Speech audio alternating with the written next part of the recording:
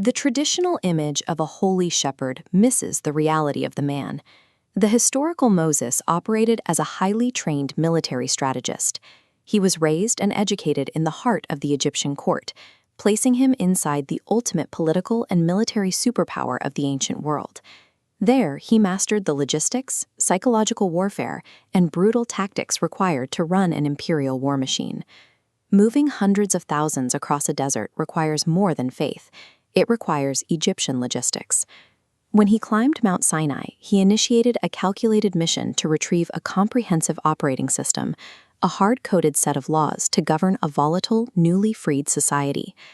The Sinai Desert presents a hostile, unforgiving landscape.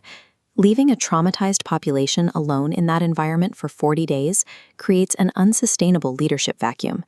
The creation of the golden calf functioned as a deliberate political rebellion. The masses demanded a tangible, immediate alternative to their absent leader. A solid gold idol functions as a highly effective, centralized economic protocol.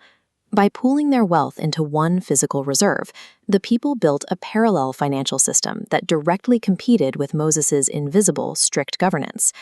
Moses returned from the mountain facing the ultimate test of statecraft.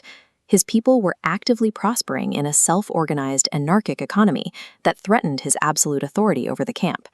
Confronted with this rebellion, Moses reacted with the emotional outrage of an angry father. Instead, a true political mastermind would have maintained cold calculation, but Moses slammed the tablets onto the rocks. By shattering those stones, he permanently destroyed the original version 1.0 code, a system designed to integrate civil law with the technical knowledge he had brought from Egypt. The immediate fallout crippled their progress. He executed 3,000 of his own people and implemented a heavily diluted, strictly moralistic law code. It took 40 years of wandering to force this secondary, simpler system onto the population. A strictly Machiavellian leader would have chosen a strategy of integrated theocracy. Rather than burning the idol, he would have nationalized the golden calf's immense wealth to fund a professional standing army. By failing to control his temper, Moses squandered the perfect tactical opportunity.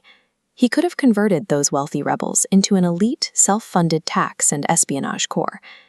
In a timeline where Moses keeps his cool, the Sinai momentum creates an immediate, unstoppable shift in the global balance of power. Funded by nationalized gold, a Levantine superpower emerges, marching into Canaan to organize a high-efficiency meritocracy.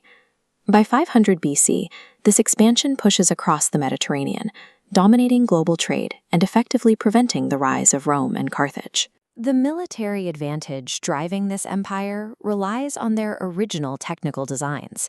The Ark of the Covenant, described with precise materials and insulation, functions as a piece of advanced hardware, serving as a centralized power source that accelerates their technological development. Over centuries, the binary logic of the original laws evolves.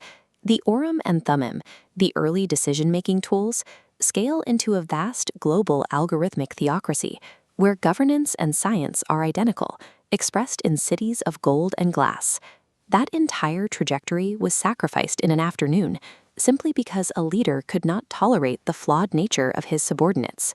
The primary flaw in Moses's leadership was prioritizing his own subjective outrage ahead of the objective requirements of building a lasting empire. Look at the historical result. The Judean state remained physically vulnerable, constantly attacked, and repeatedly fractured. This was the cost of choosing moral purity over strategic scale. The tragedy of Sinai was possessing a comprehensive blueprint that treated statecraft as a branch of engineering, then discarding it due to a petty disappointment in human nature. True statecraft cannot exist alongside righteous anger. Building a nation requires the cold, pragmatic acceptance that people will inevitably break the rules. This leaves us with a stark law of power derived straight from the Sinai Desert. When the masses break the rules, a true leader does not destroy the system. A master strategist weaponizes those transgressions. You use the people's guilt and their accumulated resources to bind them even tighter to a new, stricter authority.